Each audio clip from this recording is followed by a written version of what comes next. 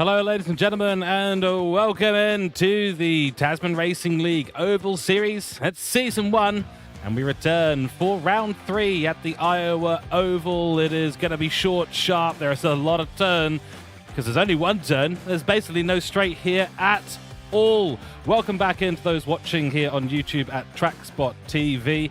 Your commentators tonight, John Wright and George Cooke. John is slightly delayed. He's managed to be late to the Iowa commentary box today, so it'll be just me kicking things off and looking around this beautiful circuit in Newtown in USA. It's 25 degrees Celsius out there at the moment, 276 meters of elevation at this circuit, a 1.42 kilometer track. That means we are going to be seeing lap times around the 20 to 25 second margin. Tyres going to be absolutely key today as my education on oval racing does continue. I think I might have got the hang of it, so we'll see today. Broke ground here 20 years ago when the circuit was built, opened in 2006. A fantastic place to come racing, and of course round 3 in this series out of 10. The season schedule will have up in a moment's time. 89% humidity out there, cloudy, and a 20 km/h gust. There is a chance to bring in some serious weather to affect these drivers today out there on the circuit. So a big thank you, of course, to the Tasman Racing League for putting this on. And, of course, broadcasting brought to you by TrackSpotTV. Go and check us out on www.trackspot.tv for all your broadcasting and commentary needs. Let's have a little look at the current race grid, because I'll tell you what, there are some interesting points up here to show you all. So as we bring this up, Damien Coates and Bleakley, both with a race win. The drop round already effect in these championship standings. It will be in effect all the way through as we barrel towards the halfway mark, and then of course the 100% mark in this season. But Coates and Bleakley, race win to their name on each side, and it was a fantastic round 2 and round 1, seeing each of them get that win. Then it is Lewis Buhaja, who we did not see in round 2 at Charlotte, but I believe he may well be back today. I will double check on that. Actually looks like at the moment we do not have him on track, so maybe another 0-point session for Buhaja. Then it is Nicholas Heath, the privateer, on 93 points, equals second, or technically equal third, we should say, but second certainly overall in the points. Behind him, it is Kelvin Clark for 1-9 Racing, who have been pretty dominant so far in the Oval Series Season 1, followed by Jordan Nelson, the privateer, on 76 points. Hot on his heels, though, it's Ryan Llewellyn, who is back today, which is great to see. Then it's Nick Burling in P8, the privateer, on 68 points, followed by Jason Hutchins for 420 Oz Racing on 64. Real battle for that P8 spot at the moment, because Tom Williams is in there as well for Phantom Sim Sports on 60 points. I believe we will have Jared Williams, at the very least, on track today. No, Tom is also there as well. So the brothers back in action as we see the brotherly love continue here at the Oval Series. In 11th place, Wade Georgeson, or as we now know him as, George Wadeson. My Freudian slips will never surprise anyone. On 59 points, so 1 point away from getting into that top 10, followed by Lucas Blake, our glorious Tasman Racing League leader. He is back on track today to try and get himself somewhere close to the top of the podium. He seems to be in the battles at the end of the race, usually after qualifying quite high up in these races. Then it is Boone Blake, his brother, on 44 points, not returning tonight as far as I can see. Then it is Daniel Hutchins, brother, of course, of another Hutchins we have on the grid, Jason Hutchins and Daniel Hutchins. The privateer on 29 points in 14th place, followed by Cliff Potter in 15th on 14 points. Nearly had a 15-15 there. Then it is Matthew Searle for Trident Racing, who does return tonight. Looking forward to seeing his campaign continue on 10 points in 16th. And then Jack Kelly-Reid also returning today on 8 points. So that is the race situation we've got out there. 3 minutes or so until qualifying, a lone qualifying session, I should say, does end. Let's take a very quick look at the overall season schedule. Ahead of us, well, behind us, I should say, Daytona and Charlotte, round 1-2. Today, Iowa for this short, sharp, incredibly difficult 125 lap race. Then, of course, on the 15th of October, we head to Indianapolis, followed by Atlanta on the 22nd of October. 29th of October, Caesars go to Bathurst. Can't wait for that round to see how these cars handle something other than a left-hand turn. Then on the 5th of November, we head to Auto Club to begin the second half of the season, followed by Talladega on the 12th of November. On the 19th of November, Martinsville. 26th November, Michigan, and we'll round things out on the 3rd of December, of course, at Miami. Fantastic stuff. Looking very much forward to the remainder of this season. Of course, this track, not an easy one to get right, and when we do eventually get John Wright into the commentary box throughout this 125-lap race, I believe these conditions are going to be somewhat good for the tyres. But at the end of the day, they're going to have to manage that carefully. We saw the top 3 last time out struggling with fuel, struggling to maintain the tyres, and really the safety car usage by the teams in a strategic way is going to be absolutely key. Fastest lap time out here in the real world, a 17-second lap. And this is unusual for me. I'm used to driving at tracks like Spa, at the Nürburgring Nordschleife, at Le Mans. But I tell you what, seeing a 1.42 kilometer circuit kind of makes me think about places like Tsukuba and a number of other smaller tracks, or maybe the shorter inner loop of Brands Hatch as well. Welcome into those in chat on the TrackSpotTV YouTube. Fantastic to have you guys in here. If you've got any questions about Tasman Racing League or the Oval Series, please do pop those questions down into chat and we'll get them answered for you as soon as possible. Remember, there is a join link for the Discord for TRL down in the description of this YouTube. Go and get involved. Plenty of spaces and plenty of time to get involved in all the series. I've got the Road Series, the Oval Series. Great league, great community. Lots of memes, lots of culture in the Discord as well. Go and get involved. I tell you what, it is great fun. We are barreling rapidly, ladies and gentlemen, towards the beginning of our race. We'll have a 3 or so minute gridding to get done before we go there. And looks like at the moment, low in qualifying.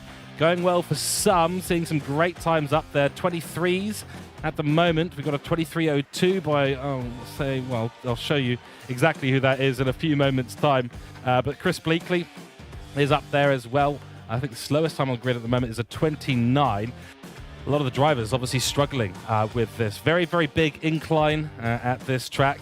And I'll tell you what, that's going to make it incredibly tricky for these guys to go racing there. A lot of you will know it, of course, for the NASCAR Cup Series, the Iowa Corn 350. Incredible place to go racing. Right, looks like we've got some results coming on in. So let's get rid of a few of these windows on this side and let's go to our grid and see what has happened with the qualifying. And there we go, in P1 it is going to be Right Rear Racing, and Lucas Blake finds himself on the podium position again.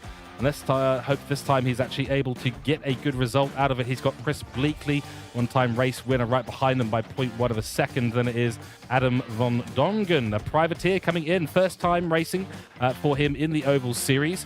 He'll be on the grid with Tom Williams in 4th place for Phantom Sim Sports. You can see there, only 2 1,000ths of a second separating 3rd and 4th. Then it is Matthew Searle showing us he has the pace.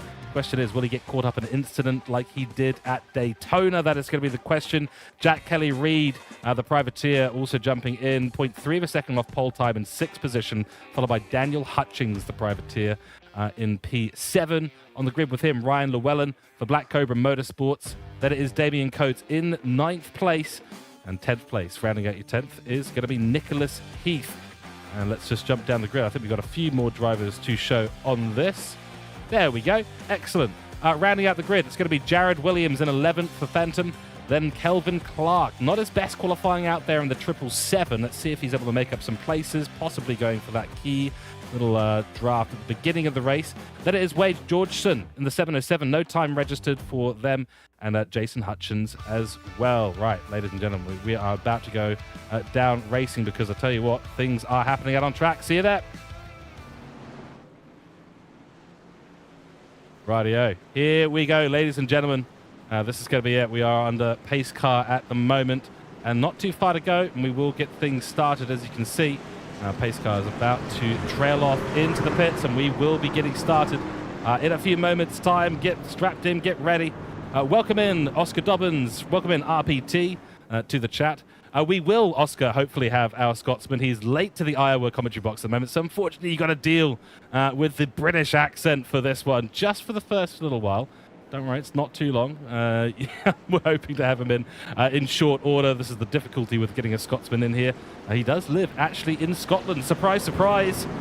So sometimes the time zones can play a little bit of havoc with our schedules. That has been the case, of course, as we all know, for the last week or so. It's been tricky with that 3-hour time gap, and all the AESTs switching to AEDTs, and Queensland doing some funny things, and then whoever else it is, time zones, 3.5 hours, 2.5 hours. I don't get it. Someone else can explain that to me at some point in this race. There's the information. It is 93 degrees Celsius percentage humidity out there. Pretty cloudy, but as you can see, plenty of sunlight breaking through those clouds at the moment. We're about to go racing in a few moments' time. That is the pit lane cam. Let's go to the starter cam, because here we come around the final part of the bend.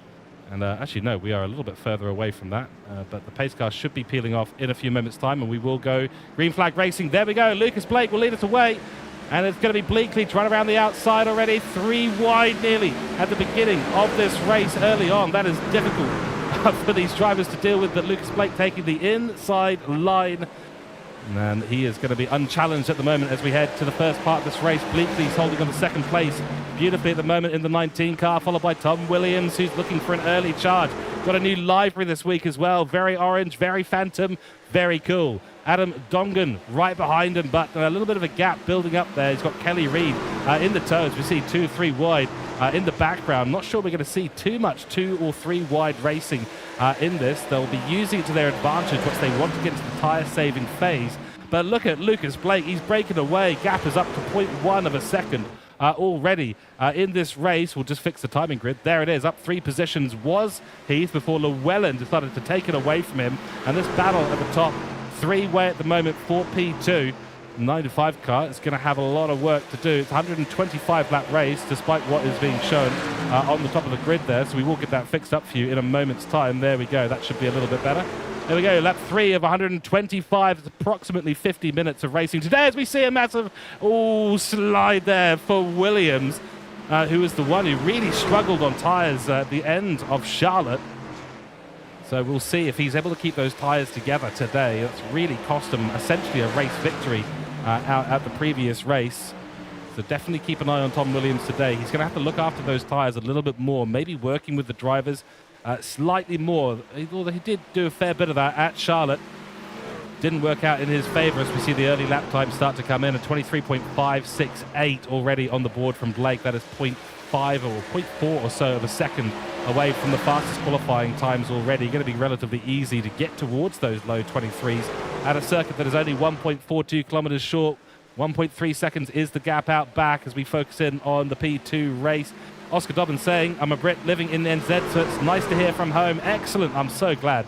Luckily, I'm not broadcasting from England, which is, yes, surprise, surprise, where I was born. Here goes the 95 car, and it is Williams wanting the inside line just as we come up to the final part of the corner track map available today, which is a nice change, a nice bereavement. That was not the word. Nice refresher. Let's put it that way. As we see the fastest lap set by Lucas Blake coming across the timing line. And that is literally 1 corner at this race. But yes, broadcasting from New Zealand. I do have a British accent. I was born there. Some would say that's a handy thing for commentary, but certainly having the dual team of John Wright and myself, George Cooke, in the commentary box gives some interesting accent combinations. We see a wide line in through the first turn for Tom Williams, up 2 positions in this race already from his qualifying spot of 4. Bleakley not really able to keep the pace with him at the moment. Might be looking to save a bit of tyres, might be looking to save a little bit of the fuel early in this race. They're all going to be looking for that safety car to try and time their pits and hoping, I'm assuming, around lap 30 or maybe just before there, lap 25 or so, they're going to be wanting to get that pit stop done. Other movers and shakers, Daniel Hutchins down at 14th position, unfortunately, in this race, down 7 positions. Down 4 positions is Cooke, as we see Georgeson making a bit of a move there.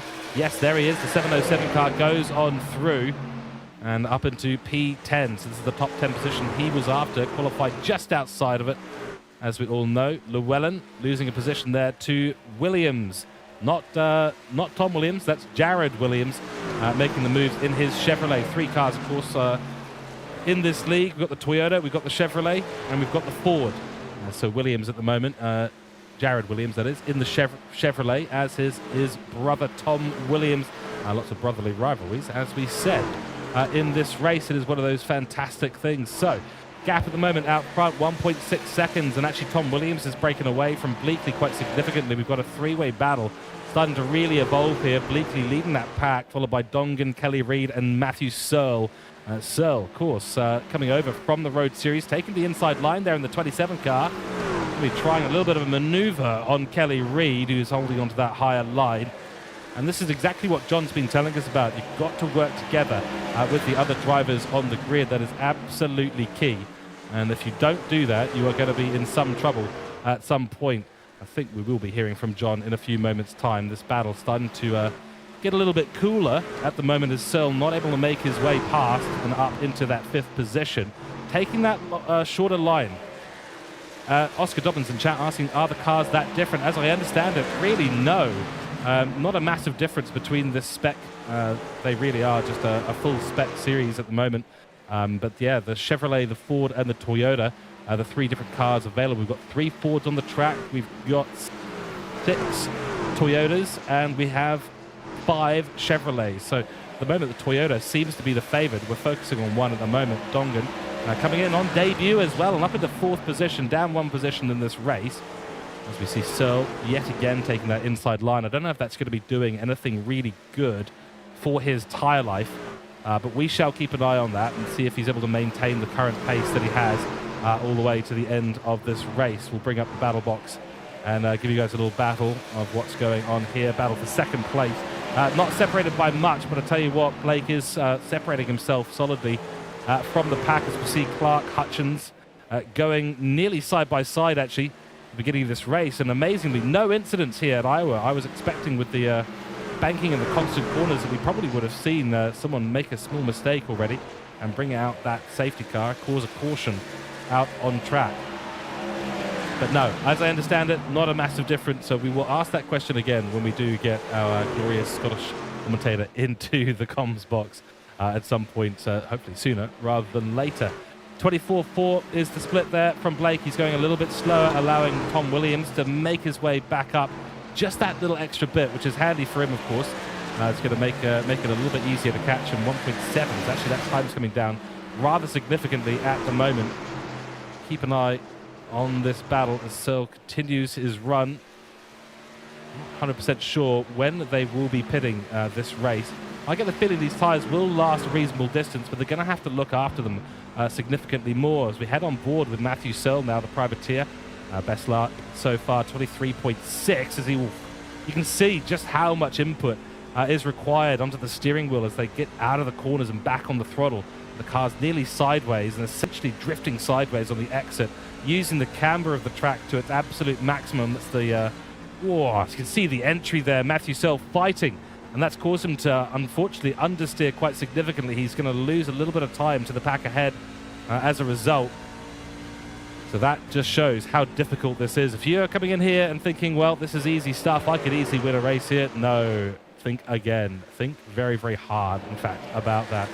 Back in P12, it is Kelvin Clark. Same position as he started at the minute. Got Coates ahead of him. So Damien Coates, one of our podium sitters in the past races, sitting currently in P11. I'm wondering if he's just waiting and biding his time here. Not quite on the pace of the rest of them. A few of the guys who came into the commentary box at the end of Charlotte. Whoa, there we go. There is a big, big motion. And Kelly Reid has slid off the track and right into an awkward place. The 29 car has caused a yellow on track. That is not going to bring out the safety cars. Dan Hutchins actually finds himself with a nasty flag there to his name. He has got another meatball flag already in this race. So we've got Kelly Reid making an unforced error there. The 29 car finds himself down in P9 as the yellow flag stays out at the moment. And I do wonder if that has actually triggered a safety car at this stage. Let's see if we can look at, yes, I think that probably has. It has indeed. So there we go. Pace car, or the safety car, I should say, even though it does say pace car on the side of it. The pace car has indeed come out and we will neutralize the race. That's the first one. At the moment, we'll keep an eye on who may well be coming into the pits as the number 11. Dan Hutchins gets himself clear. He has been meatballed, so must have some damage. Yeah, you can actually see it. The right front of his car is looking worse for wear. So I think he's gone quite nastily into that barrier, and everyone going to be taking the opportunity to jump into the pit lane. So it wasn't just one, it was all. We'll keep an eye on that as we go to the pit lane cam. We'll see a few of these cars. I think a little bit of understatement there. A few. Every single one. You can just see it in the background. Everyone coming into the pits. 23 laps done in this race. We're nearly at our 1/5 distance, 20% distance in this race. And everyone said 23 laps. That's all good. That's fine for me. Let's get a new set of tires on. Really probably reacting a lot just to the lap, not necessarily the cars ahead. Delicious Rioli, welcome into chat, saying, Searle, not used to so many left turns. Well, actually funny that you say that. It's actually technically only one. It's quite literally one single turn. That is basically the nature of Iowa, from what I can tell at the very least. We will dive further into the details of that, or maybe John can give us a slightly differing opinion, but let us know in chat. What do you think? Is it one turn here? Do you think there really is a straight? Because I don't think there is. I think you'd make a liar out of me if that was the case. There we go. We're just watching Hutchins in the pits getting his car repaired, so we'll have a slightly longer stop, unfortunately, but he will get going in a few moments' time and likely be released. We head to the drone cam, watching ourselves race now behind the safety car. Keep an eye, because the pace car will eventually come in, probably in a lap or so, as the 14th position man, Hutchins, makes his way around and will rejoin the back of the pack. That is probably one of the cooler features in these NASCAR series, is that you do get these neutralizations of the race. People are allowed to go and do their joker lap, get on past the pack and rejoin. So when you do get this neutralization, you get this wonderful effect of actually bringing people back into the fold.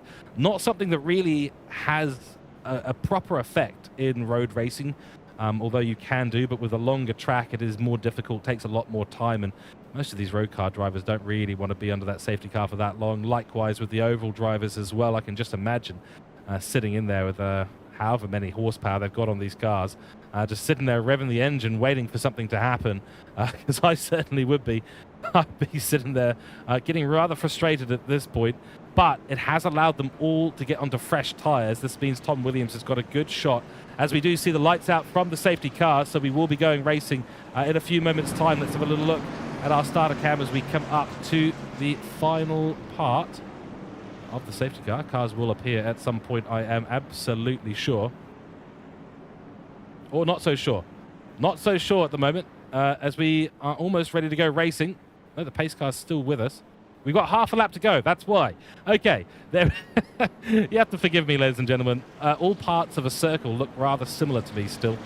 So I am still getting familiar with the exact nature of this. But as you can see, the red line at the bottom of the track map, that is the timing screen. That is where the restart happens. That's where the camera was sitting for all that time. There's the pit entrance just before the red line. The red dot is the halfway point in this. And green flag racing, there we go, we're away. Blake gets a decent start, but Tom Williams, he's gotten on the power beautifully at the beginning of this race, and around the outside he will be going as we go to the wrong camera once again. But the 95 car stuck on the outside line. That is the longer distance at a 1.42 kilometer circuit. But he's gotten the power down beautifully. Look at him go. We've seen the raw pace from Tom Williams at Charlotte. We saw it a little bit, only for a brief period at Daytona. And he's going to show us exactly what kind of pace. He's able to use these tires really, really well, beginning and throughout his stint.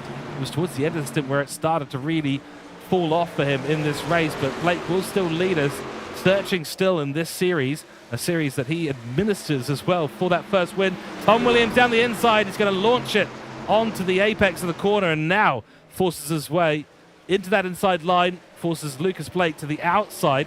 He'll have to start taking those wider lines in the background. Williams and Llewellyn going for it at the moment as Kelly Reed makes his way back through. Williams on Dongan. At the moment, the race lead is still going for it, building a bit of a gap back to the second half of the pack as Lucas Blake has to opt for that really tight top line to turn in. Very, very difficult to manage, and the tyre life gets absolutely chewed up when you do that. Across the line will be Tom Williams in the lead of this race with a 23.5.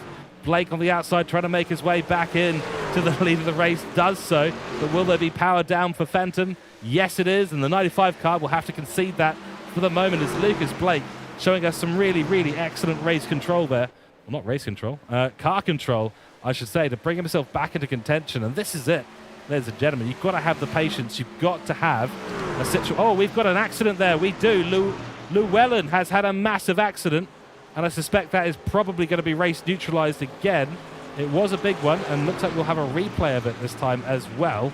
Yellow flag is out, and as we come round to the timing line, let's see if the safety car has come back out and will neutralize this race once again. Only 7 laps since we've had that first pace car. By the looks of it, we will be getting another one. Let's go and have a little look at what's happened. And it's an unforced error from the 45 car. Has he picked up anyone else? No, luckily he hasn't. Oh my goodness, that is a scary moment on the inside. Avoiding action taken, and we do see Llewellyn actually getting going again. Miraculously kept it out of the barriers completely.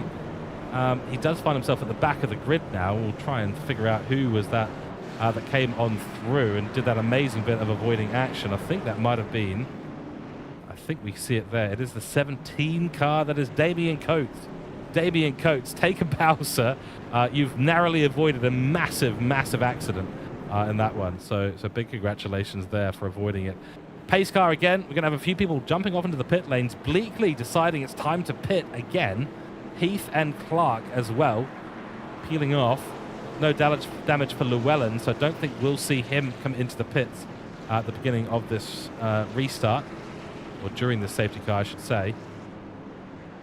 There we go. No entry into the pit lane for him, so that means Blake from Williams, from Searle, Matthew Searle, finds himself up in that 3rd place position. Excellent work by Matthew Searle. He's on a bit of a run at the moment. The question is, can his luck hold? Still amazingly in this race, no one has had a proper, crash or collision with anyone else, which is, to be honest, pretty spectacular, I might add. So well done to everyone on the grid so far. Been absolutely spectacular. Spectacular is the word that I'm looking for there, as we barrel around the circuit at about 75 kilometers per hour, 32 laps done. Weather still holding pretty stable and consistent at the moment. Let's bring up the weather sheet over there. There we go. Yeah, so it does look like at the moment we have relatively decent conditions. Still 19 degrees Celsius in the air, 24 on track. So track temperature has actually gone up just a little bit. Still cloudy and lots of humidity in the air. About midday here at Iowa.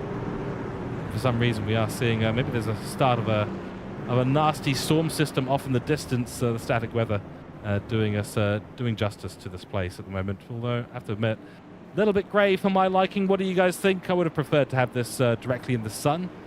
Not sure when we're going to get the next race under lights. Indianapolis coming up in a week's time, of course. Same time, same place. So do remember to get involved. And Tasman Racing League, there is a link to the Discord if you're watching for the first time. If oval racing looks like something you're interested in, which I'm telling you as a road racer, I can tell you, get involved. If I wasn't doing the broadcasting and commentary, I'd probably be having a really, really, really solid think about jumping into these cars and having a go. I've bought myself the Toyota, I think it is. So I could do up a little livery for that and then jump on in. What do you guys think? Or maybe we have to have a commentators race. John Wright versus George Cooke. Maybe we'll do that at some point versus the champion.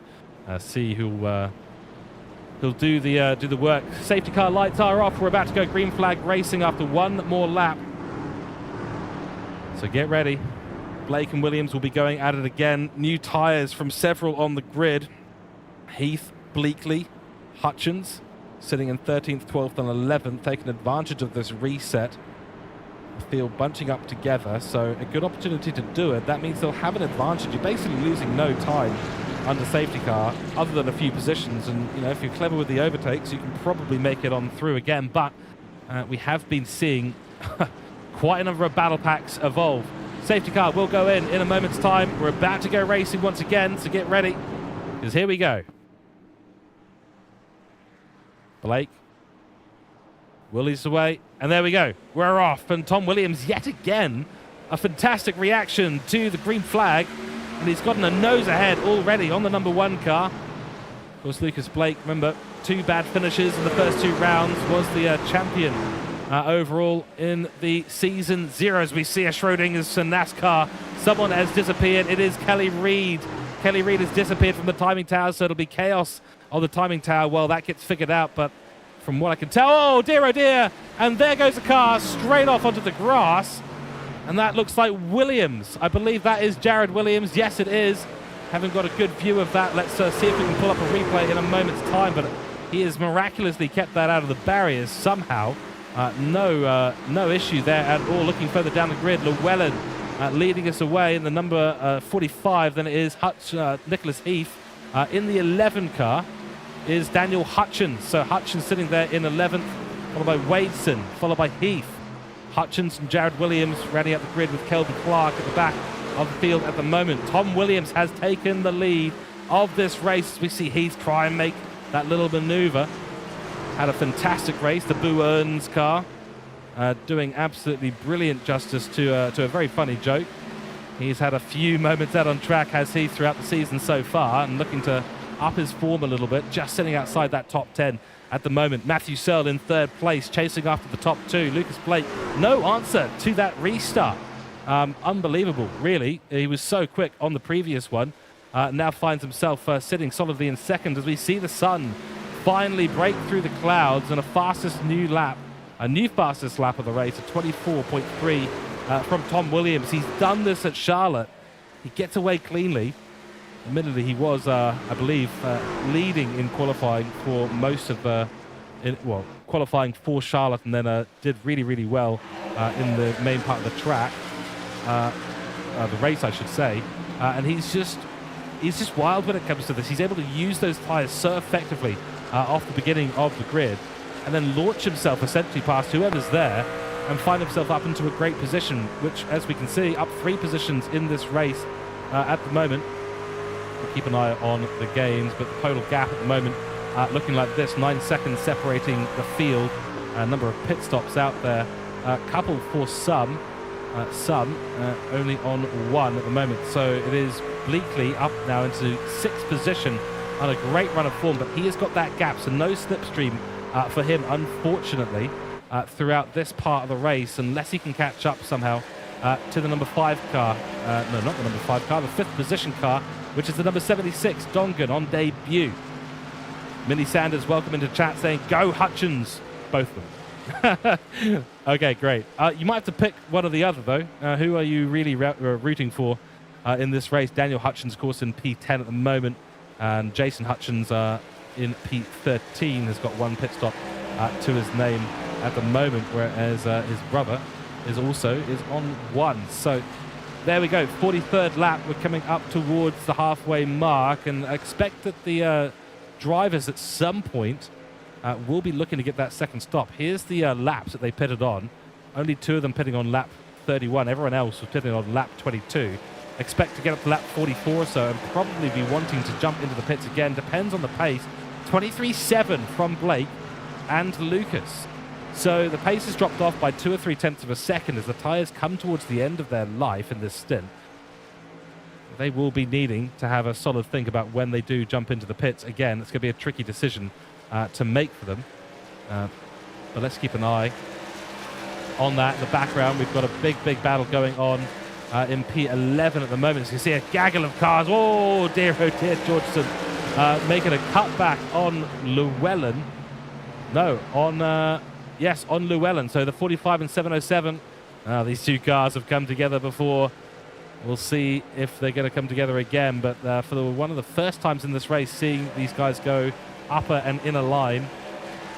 23.8, 23.9 across the board for our race leaders. Their pace is slowing down lap after lap. The laps do fly by very quickly here, only 23 or so seconds per lap, as we see Llewellyn make a great little bit of an inside dive there. Georgeson's got no answer to that at the moment.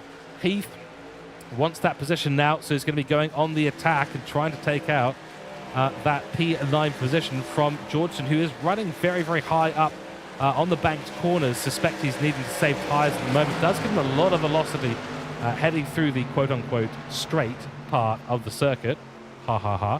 Then unfortunately loses it, as if you go around the outside constantly, you're actually extending this track length by some meters. The 96 car wants in as well. That's John Williams, brother of Tom Williams. So in the bottom part of the top 10 and also in the top. Wow, that was close there and nearly a traction loss for Georgeson and Jared Williams. scary moment for Phantom as he came across the front of the 707. The 707 really had nowhere to go. Lost a bit of traction. You can see the rear end, actually, of Williams' car right now, not looking particularly happy. His brother has got a 0.6 second gap now at the front to Lucas Blake. Still losing time, but he's sitting in no man's land at the moment in the 27 car. Kelly Reid, 0.8 of a second behind him, followed by Bleakley and Dongan, who are trading positions at the moment further up the field. Dongan doing great on debut so far with the number 76. Number 19 making his way around and back up into 5th position.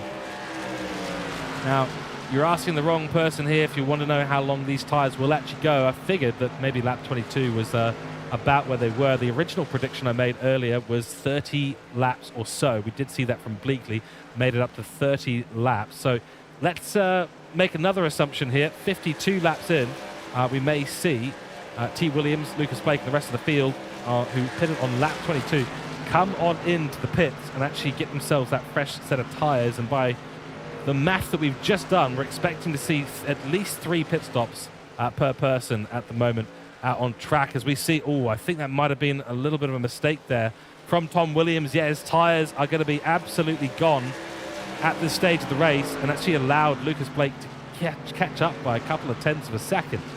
So keep an eye there. Lucas Blake has actually looked after his tyres really, really well. He is running slower on the track, or certainly has been until that lap, where he's now a tenth ahead, but both of them running a second slower than they were at the pace car restart. Tom Williams will be pushing and pushing as they come around to the timing line once again, now onto lap 54. Someone can do the math for me, but I think we're about 10 laps away from the half race distance. Approximately 47 to 50 minutes of racing, not including safety cars, here at Iowa.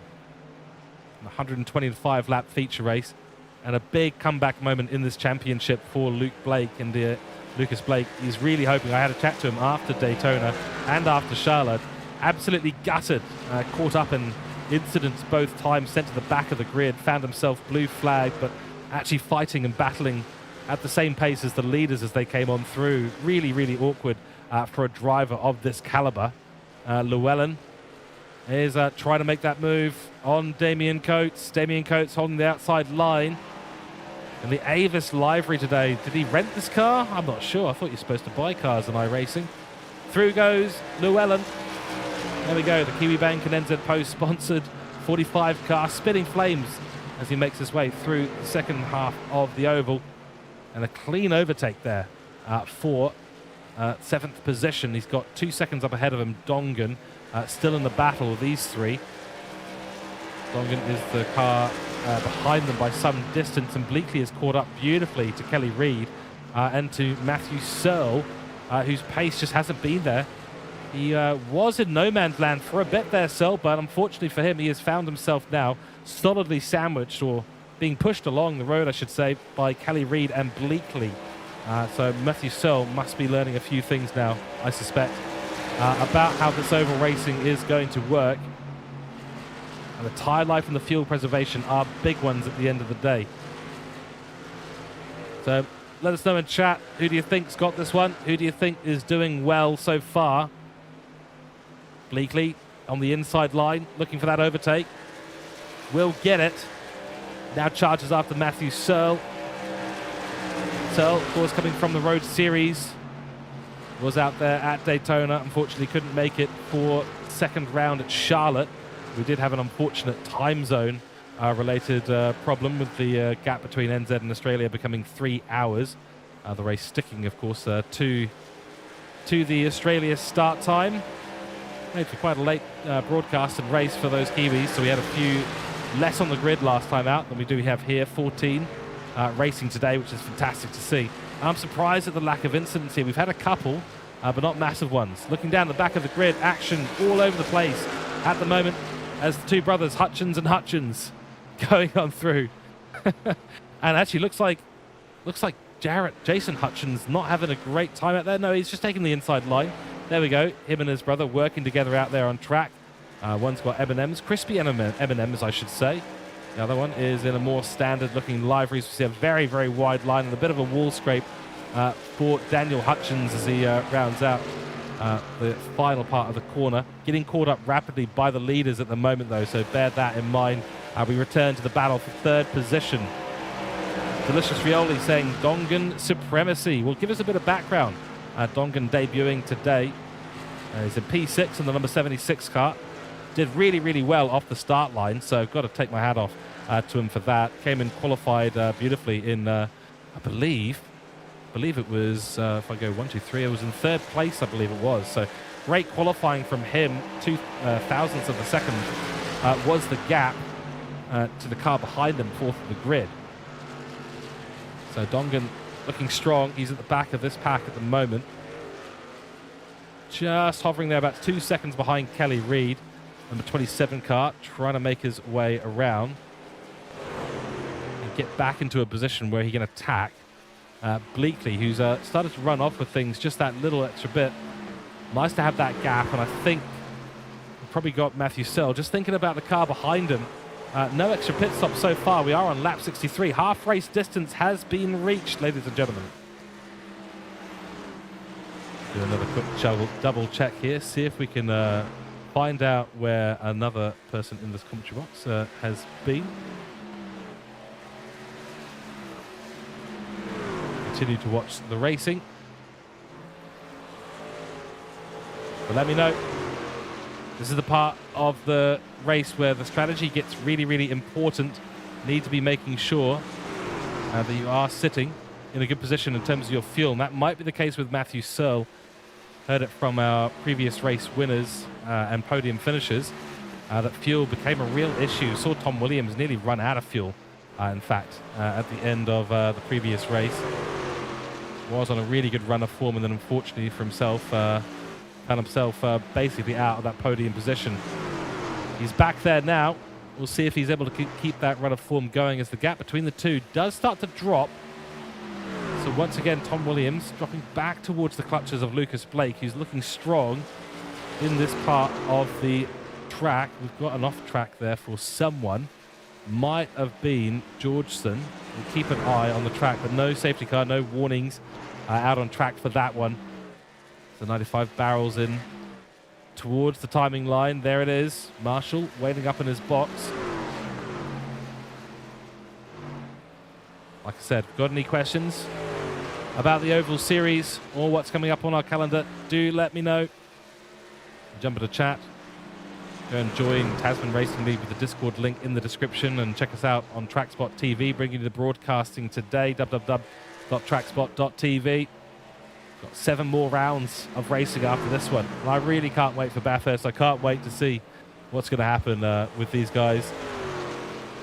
Do believe we have another person jumping into the commentary box in a few moments' time, so we'll give him a moment to get all sorted, and then we'll bring in the voice that has been so missed throughout this race. Chat has been specifically asking for this man because the English accent and the uninformed oval racing opinions do not go particularly far at a 1.42 kilometer track. John, hopefully you're in the commentary box, you can hear us.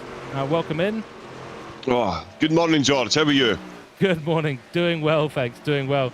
Well, welcome to Iowa, a place that I know you were excited about. I know that we had a lot of chats about how short this place is. I've been getting a feet to the hot coals on this one. This is wild. This is too short. What's going on? It is an entirely different proposition, these courses, as I mentioned, George, and this being one of the rare courses that's got a banking of under 25 degrees, so not much in the way of centrifugal force to help hold the cars to the tarmac as they are flying round the banking. In fact, I did catch a bit of the broadcast before I jumped in.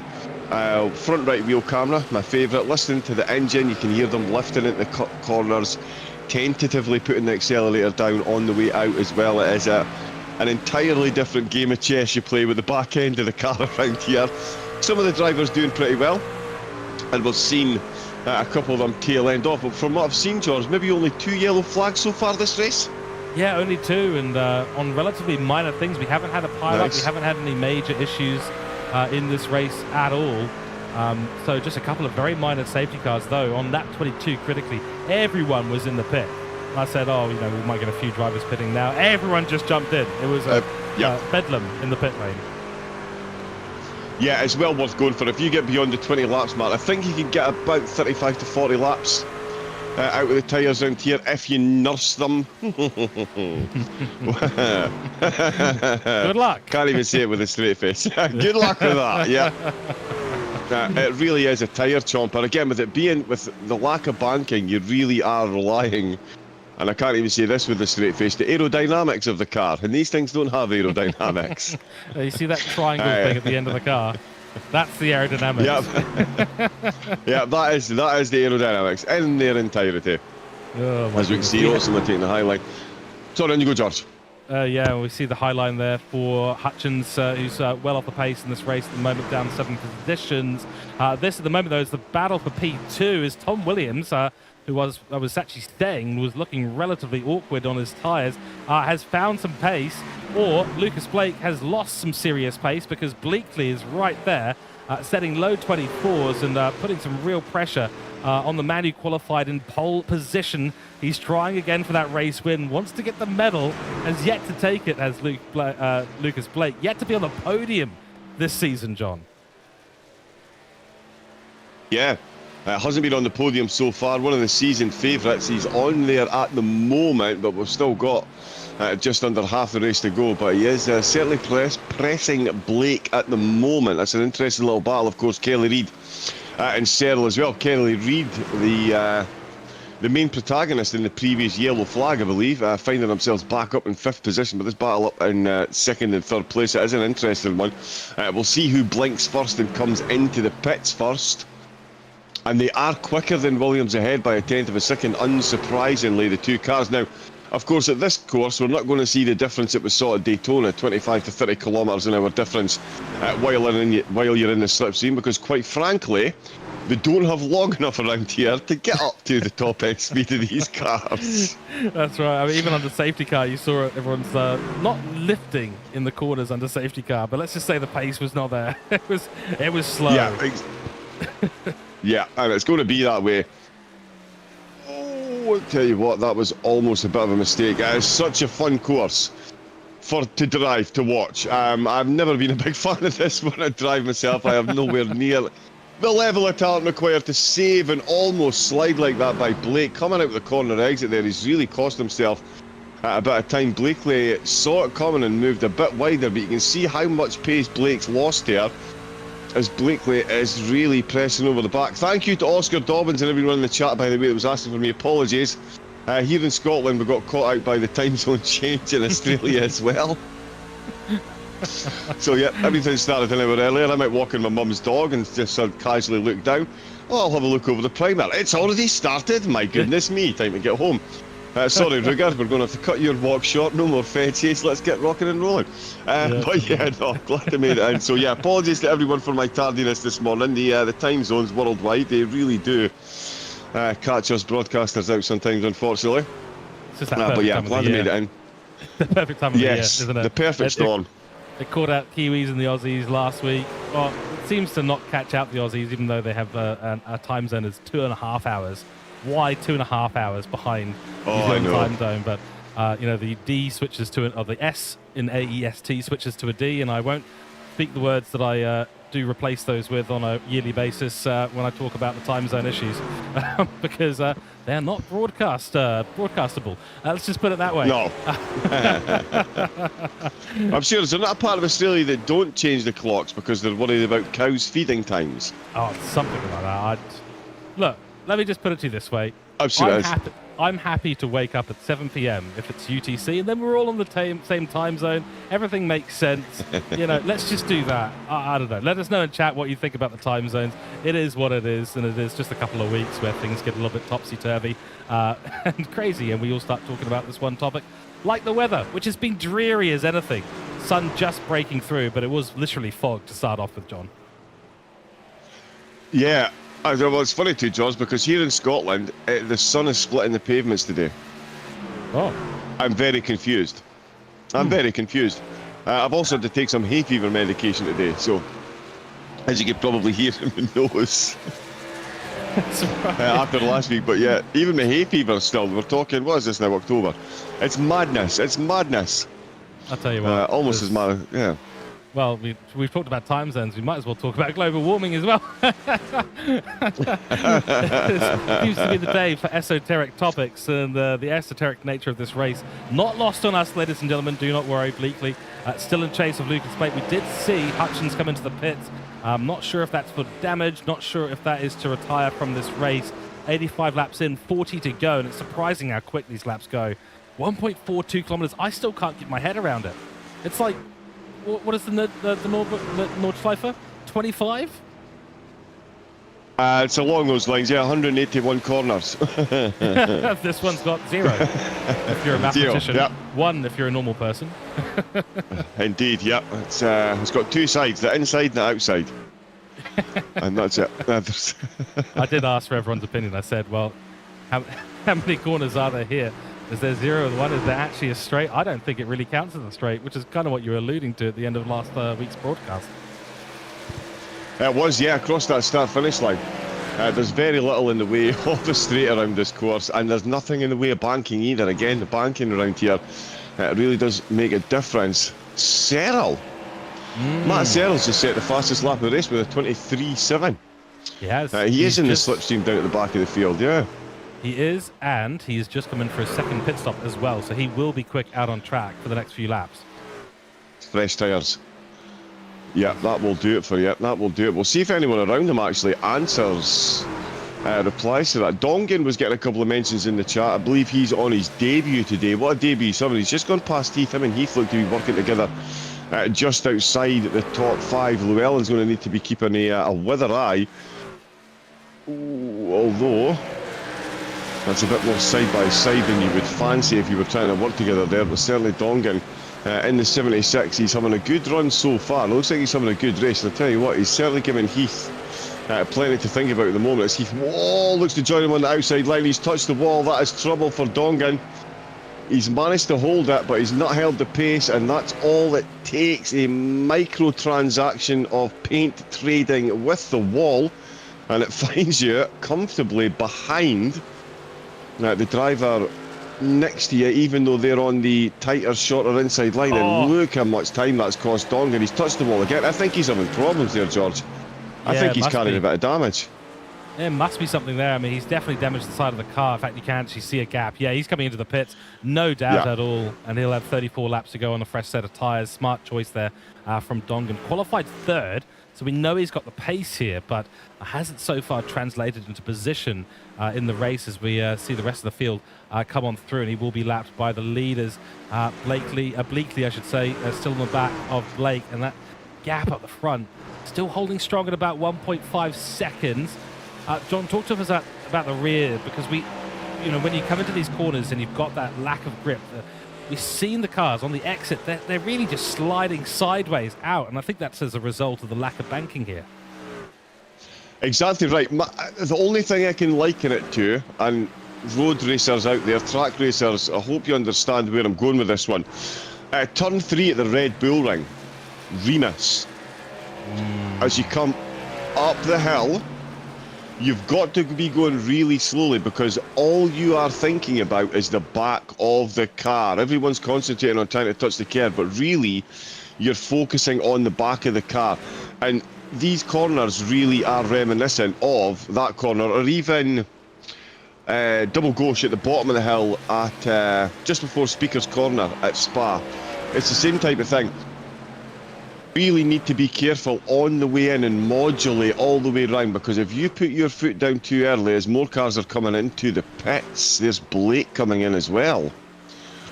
Now he pitted on lap 22. Kelly Reid goes past. He was on 22 as well.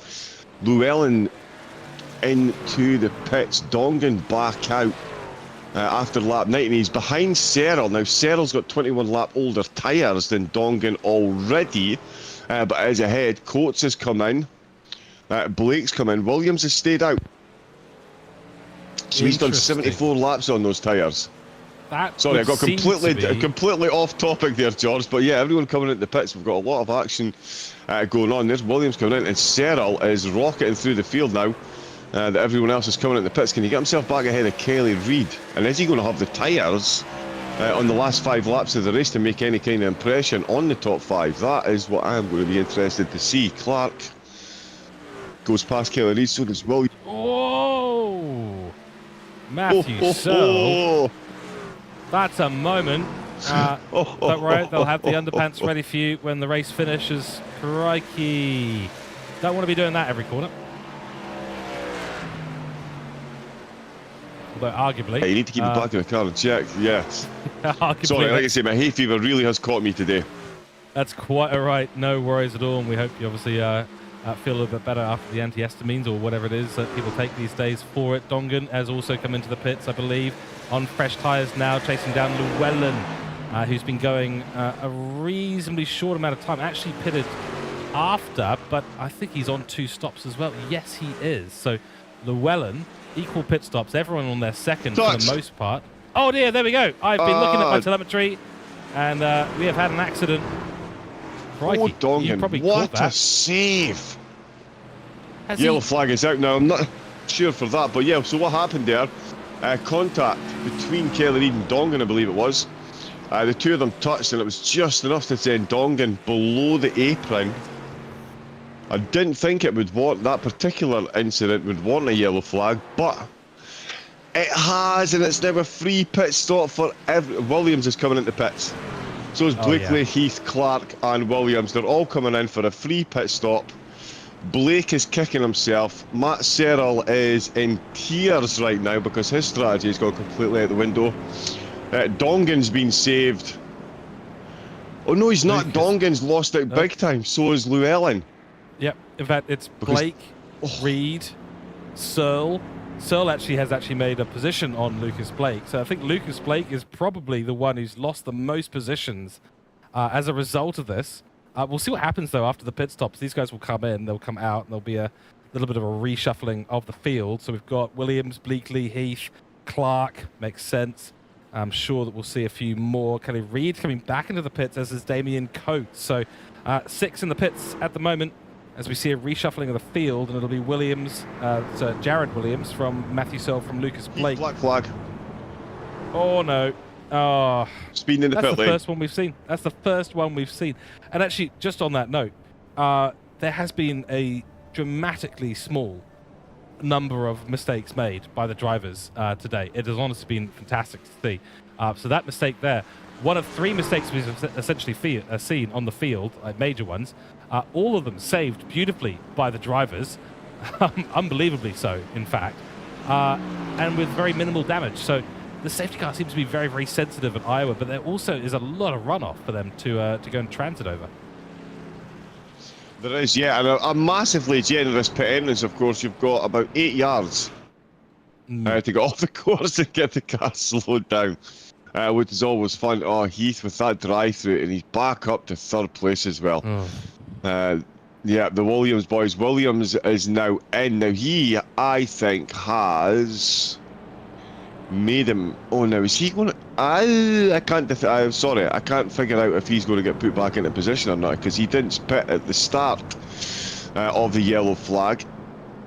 He's in the pits now, so we'll see where he gets slotted back into position. Of course, Hutchins will get a joker lap.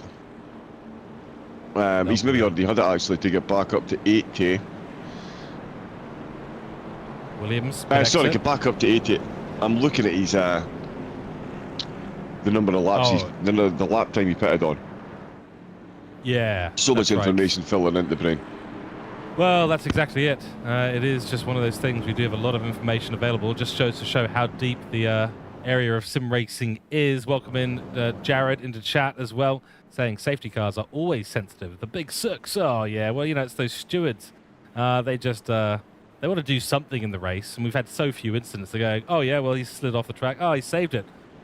Yeah, safety car. Yeah, why not? No one else is affected on track. In fact, we haven't had really any collisions other than that one there. Amazing save at the end of the day is what we just saw.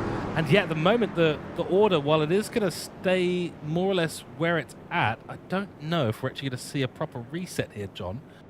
This is looking a little late to start doing that if we are going to do it, or we'll be going for at least a couple more laps. Hutchins with that black flag, still got a bit of work to do. We see cars go left and right. Heath, sorry. Yep, that's correct. Yes, that is correct. Yeah, the two Hutchins now down at the back of the grid. That was... Whoa, Williams is back out in 5th. Oh, and we've had a... Well, there we go. We're about to go racing again. So let's have a little look, see what's going to happen as we go green flag racing. And probably a little bit of confusion there from some on the grid. I'm not even sure who's in first place right now. I think Matthew Searle is in 4th at the moment. Kelvin Clark right at the back of the field in this gaggle of cars. Who is actually leading this race? Is it the number 11? I think it is. It is. It's Daniel Hutchins technically in the lead, but it'll obviously be blue flag.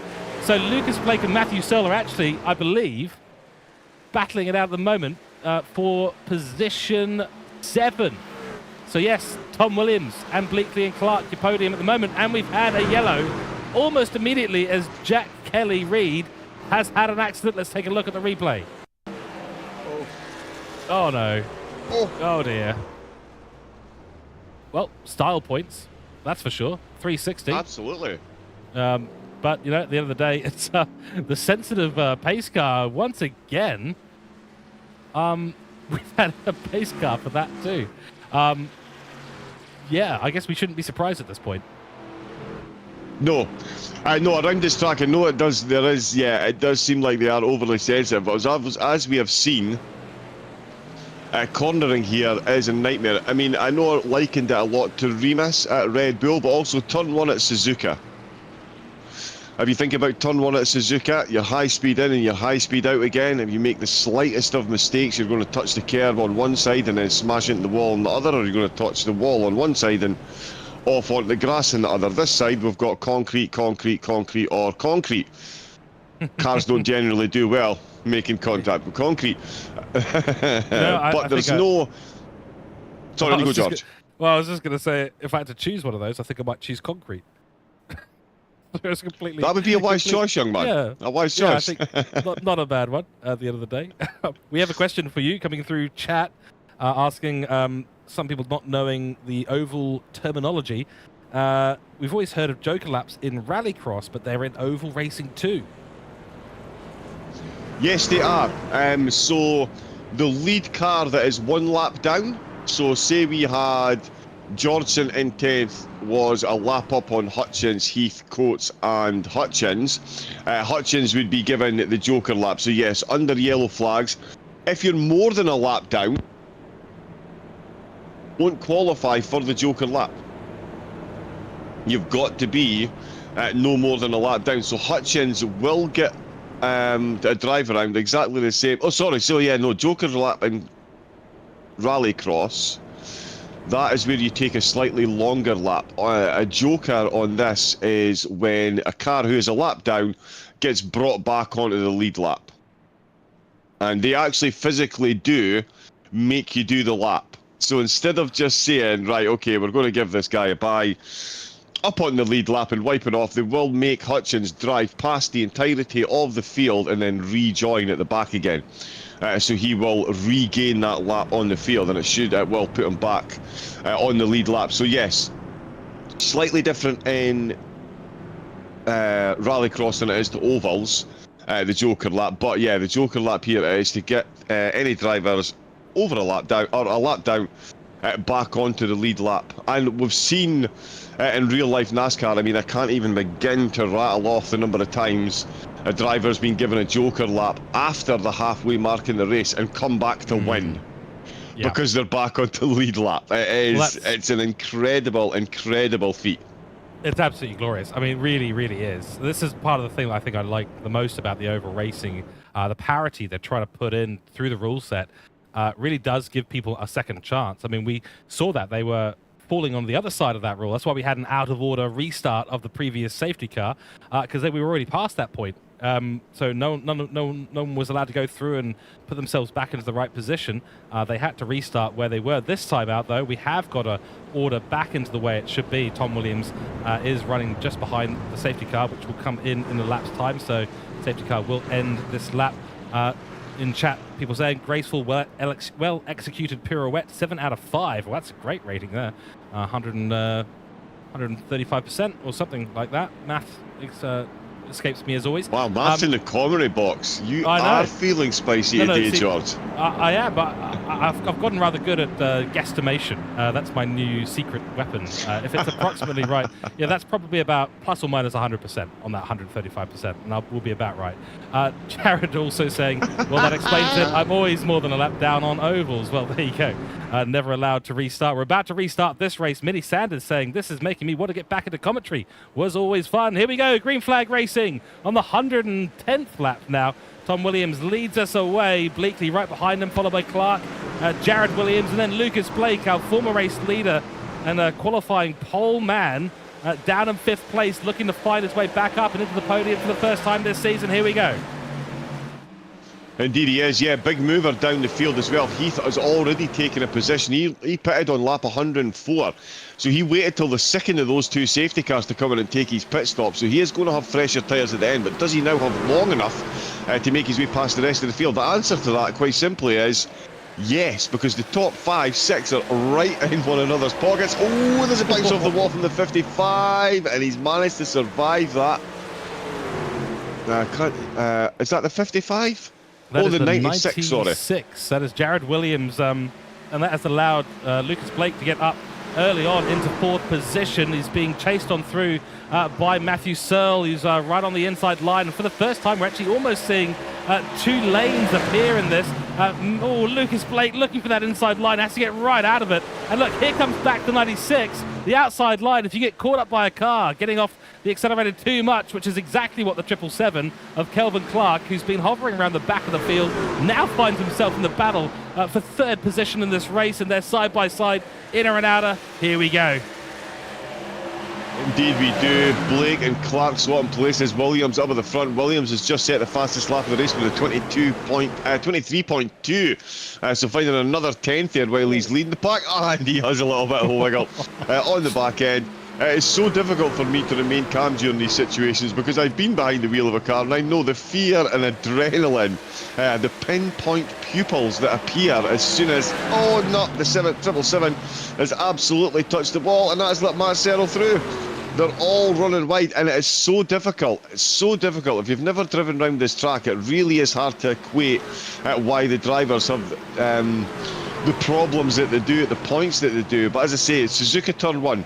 If you just think about the exit to Suzuka turn 1, if you've got not the absolutely correct amount of power going to the back wheels will go where you do not want them to, and that will happen around here. Less than 25 degrees on the banking, very little away, as I mentioned, in centrifugal force to hold the cars as they're trying to navigate these corners at as high a speed as possible, and it really is a balancing act, and it's all going to be about the tyres now. The top 3 pitted lap 100. Blake has 6 laps more wear on his tyres. That should make a gargantuan amount of difference come the final lap, because it is only going to be a 20 lap stint.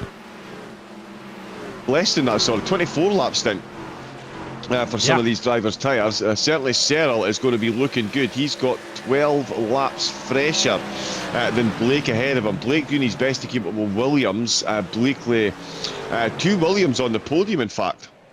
Which is actually, yeah, and I'm loving that because that's my grandmother's surname. Oh, so there we go. I'm proud. Yeah, my family originated from Liverpool as a Williams, so there we go. So no bias here. Come on, Williams. No bias there. That's all right. That's what we do in the commentary box. If there was a McLaren on track, you know what I'd be doing.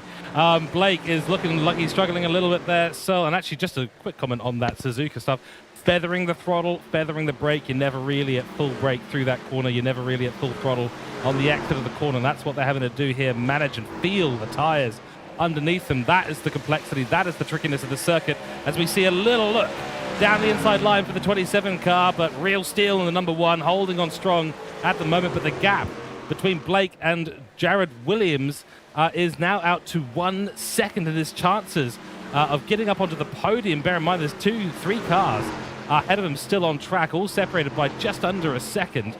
But I tell you, this is looking a little bit unlikely as we have 5 laps left in this race, and really the question is going to be, can Searle get past for 4th place, and can Lucas do anything on these tyres? He needs to not find another gear, or a rapid real-time refresh of those tyres somehow, get cheats.exe running in the background, but Lucas Blake holding on holding fast at the moment on the 121st lap of this race. Don't blink, don't go anywhere, because it'll be over before you know it.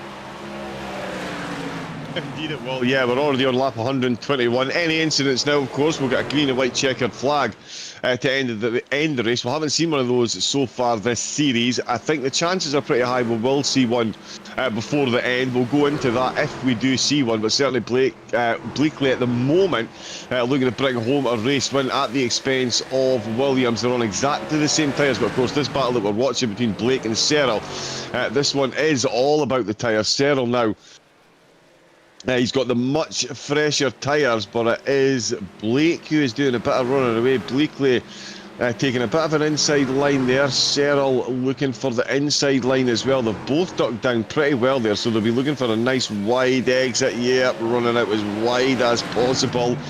A wing mirror's width away from the wall once again. Oh, Llewellyn. Oh no, connection issue, never mind. Sorry, Llewellyn just suddenly dropped. Yeah, I said out and then back in again. So, yeah, connection issue there slightly. We've seen that, of course, at the end of Charlotte. We saw a little bit of that in Daytona as well. So some unfortunate connections issues. As we now head towards the final quarter before the penultimate lap, well, the last lap of this race. We're on the penultimate lap right now. See what I mean? You blink and you miss it. It's going to be over in a few moments' time. 20 seconds to go. And that gap between Williams and Bleakley is coming down. So this is it for the last part of the race. And this is going to be 1 corner, 0 corners to go, 0.5 corners to go, maybe. Inside line, it's throwing everything at it. He's going to throw the kitchen sink as well as Bleakley. It's not going to be enough, and across the line, it is going to be Tom Williams for a race win at long last. Jared Williams, his brother, will take 3rd place. Blake, his best result of the season so far in 4th position, followed by Searle, Clark, Dongan on debut, Kelly Reid in 8th, Georgeson in 9th, up in the top 10. Llewellyn in P10, 11th for Hutchins, Heath in 12th, and then it is Coates and Hutchins. Will get the final results for you in a few moments' time. Great end to this, and a few slow cars, just, well, that's actually the leaders, coming back across the line. So let's head over and let's check out our final results of the race. Fantastic stuff, and in fact, there we go, a little bit of a donut there. Let's just show this because that's always fun. And that is a very happy Tom Williams out on track. The 95 car and his brother, Jared Williams, in the 96 for Phantom Sim Sports, taking a double podium finish, 1st and 3rd. These will be 2 happy chaps once we get them in the commentary box for their interviews in a few moments' time. Well done. Let's switch on over. Okay, well, that was quite something, John, I have to admit. So let's bring up our results and see where everyone finished out today. That is not the right result. Let's go back to this set of results, which should be the race results. There we go. By not much, it was Tom Williams from Chris Bleakley, and then Jared Williams. We'll have them in the commentary box in a few moments' time. John, take us through the latter part of the race that you were able to be here for, and give us some summaries. That is not an easy track. I'm thinking I'm getting a bit more of an appreciation of how difficult that is and the feel that you need behind these cars. Yeah, exactly, George. You've hit the nail right on the head. It's all about the feel. With your longer tracks and your higher banking tracks, you've got a lot more faith in the accelerator pedal when you're going through the corners.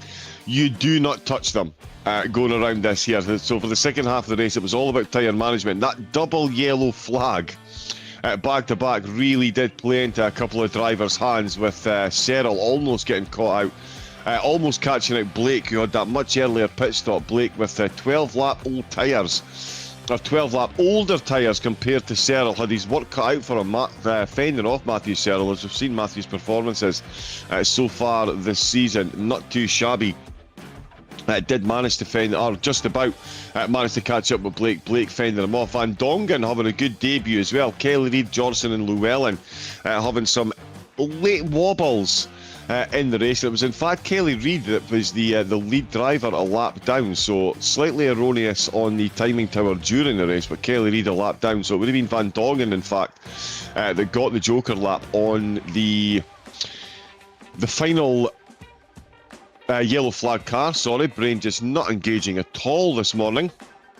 So he would have got that joker lap to take him back on. So yeah, his debut has been saved, but top 7 and on the lead lap as well, so not too bad. But yeah, the drivers really having to work for this one, a lot more difficult than any other course that they've been on so far, and one of the most difficult, apart from of course Bathurst.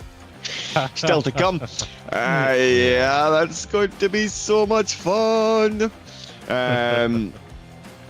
But yeah, this one's certainly the biggest test of the calendar so far. We've got Indianapolis next, so a nice easy one for them. So we're going to take it a bit easy before we throw them in at Atlanta and then Bathurst, but certainly Iowa. As you've seen, George, you've said yourself, finding a new appreciation for the oval racing difficulties, and the drivers here really putting on a show and getting the cars to the end in fairly spectacular fashion. Indeed, and we do have someone jumping into the commentary box for an interview, so let's have a quick chat to our second place finisher. It is, of course, going to be Chris Bleakley. Chris, welcome into the commentary box, mate. First of all, congratulations on second place. Another in a good line of results for you. How are you feeling after Iowa? We have had a chat to you about Iowa before. Did it pan out the way you were expecting? No. Still panned out good. It was a good race with Tom at the end. I really enjoyed that. I was hoping that last caution, you know, we kept clicking over the laps, and I was just like, come on, put the yellow away, let's go. Because I think I knew the longer I went, the better I got. And you can see that at the end, Tom just got a gap on me at the start, setting a pretty quick pace, and I just sort of managed it, and then right at the end I sort of ran out of laps. But if it wasn't for that second last caution, I probably would have been in victory lane. If we went green all the way to the end, I didn't have to pit. I was good on fuel. On our second caution, where no one pitted except myself and my teammate, we got a sneaky little top up on fuel, and that was us good to the end. So if we didn't get that last caution, yeah, that's what I'm sort of a bit disappointed about. I was spewing because the strategy was lining up for me. Certainly was. I mean, we saw, I think, 4 pace cars today. The incidents were absolutely nothing. So a small spin, or I think it was a little bit of contact, that final safety car that we saw. You know, I don't want to say it necessarily cost you the win, but the strategy was coming your way. Is there a little bit of frustration around how those safety cars are calculated at Iowa?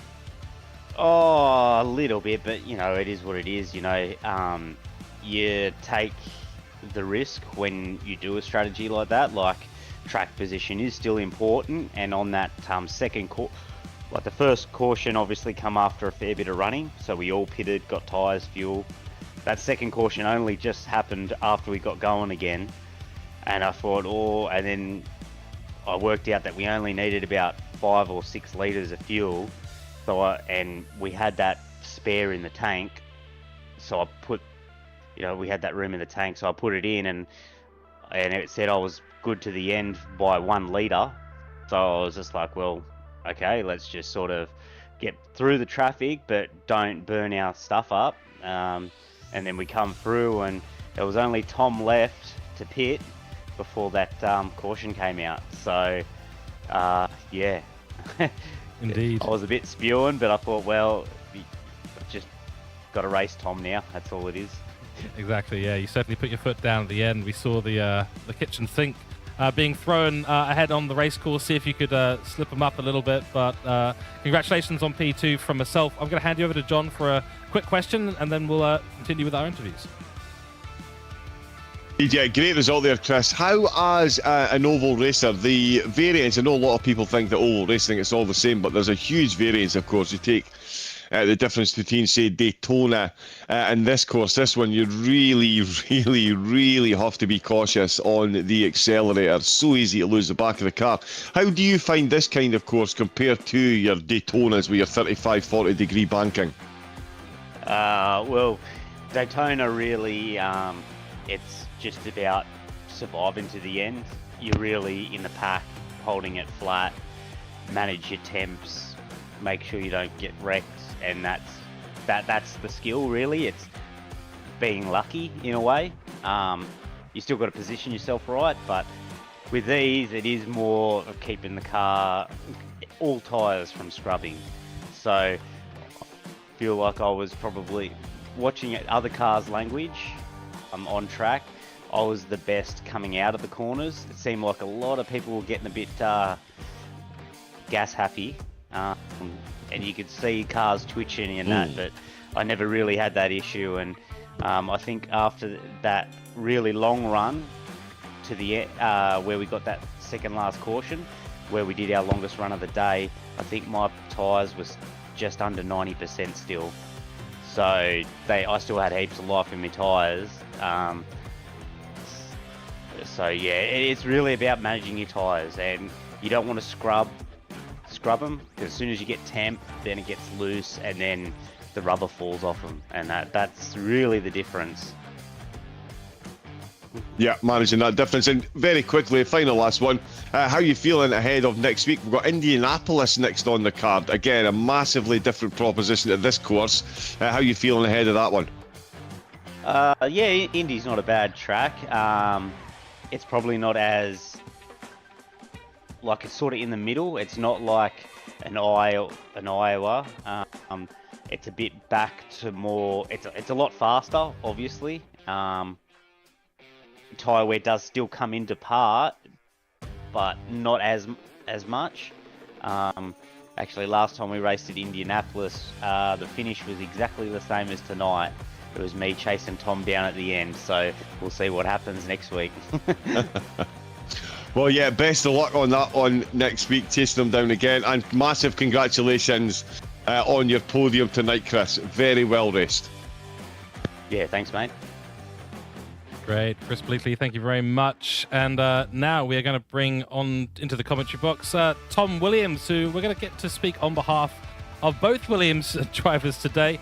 Tom, congratulations on P1. It's finally happened. Race 1 and 2 did not go your way. Now it has. You had Bleakley chasing you down at the end then. Your brother in third place. I believe brother, correct us if we're wrong. In third place. Great victory there. Phantom Simba Sports. You guys must be absolutely stoked with today. Yeah. No, not brother, but we speak every day, so pretty much he's my brother. We jumped in practice and the track was so slippery. It was so slippery. We didn't really know how to go setup wise tonight. Like the steering, obviously it's a fixed set, but you know how we were going to attack it, driving style wise, whether high in, low out, or vice versa.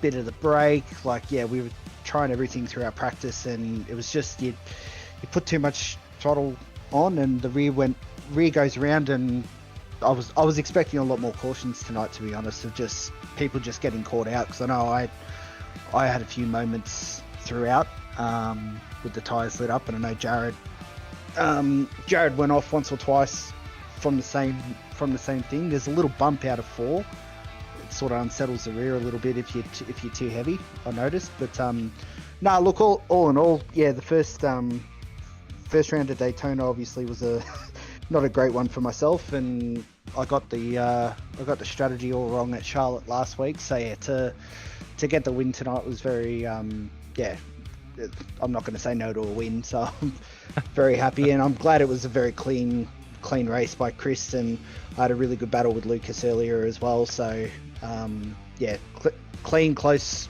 racing there's nothing better. That's right. Now, you stayed out for a long time on those tyres, and in fact, Lucas, who you were battling with for most of the race for that P1 spot, hit it just before a pace car came out. I mean, I don't want to say luck there, but certainly that longer stint massively worked to your favour. Oh, it was definitely luck. I